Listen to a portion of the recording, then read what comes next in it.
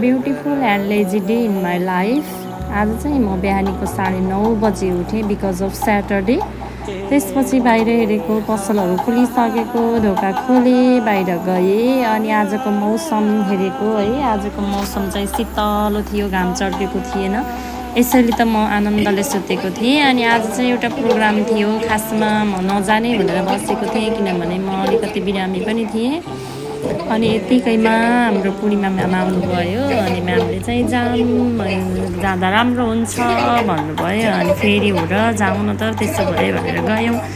अनि यो त गलेङ नगरपालिकामा उपप्रमुखसँग शिक्षक कार्यक्रम भन्ने एउटा कार्यक्रम थियो। यो मेरो पनि पहिलो पटक थियो म यो नगरपालिकामा यस्तो कार्यक्रममा इन्भल्भ भएको, यो पहिलो पटक। अनि यहाँनिर मलाई पढाउनु भएको सरले चाहिँ एउटा मुक्तक भनिरहेको हुनुहुन्थ्यो। मैले थोरै क्लिप लिएँ। अनि बच्चाहरूले यस्तो राम्रो डान्सहरू प्रदर्शन गरेका थिए, जसबाट चाहिँ सबै टिचरहरूले चाहिँ जे होस् इन्टरटेनमेन्ट फिल गर्न पाएको थियो। अनि कार्यक्रम यस्तो राम्रोसँग सञ्चालन भइरहेको थियो। यहाँ बोल्नुहुने सबैजना कस्तो राम्रो बोल्नुभएको थियो कि। अनि म र म्यामसँगै थियौँ। हाम्रो अरू साथीहरू चाहिँ छुट्टै भयो होइन, सँगै बस्न पाइएन।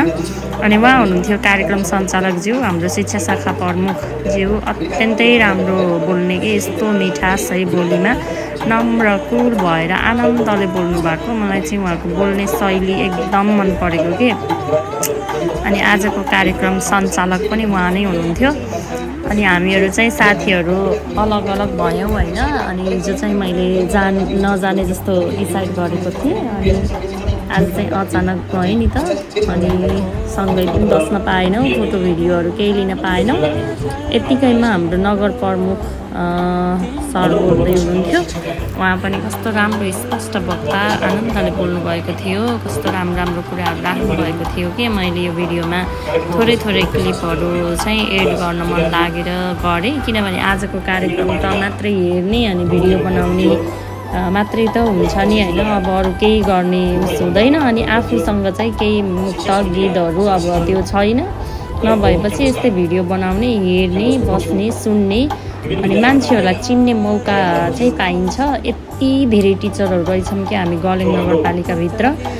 म चाहिँ फर्स्ट टाइम नै देखेँ होइन। सबै आफ्नो ठाउँ भए पनि धेरै टिचरहरूलाई नचिनेको पाएँ आफ्नै स्कुलको। अनि आफूलाई पढाउनु भएको यस्तै त चिनियो होइन, त्योभन्दा अरू चाहिँ चिन्न सकिनँ।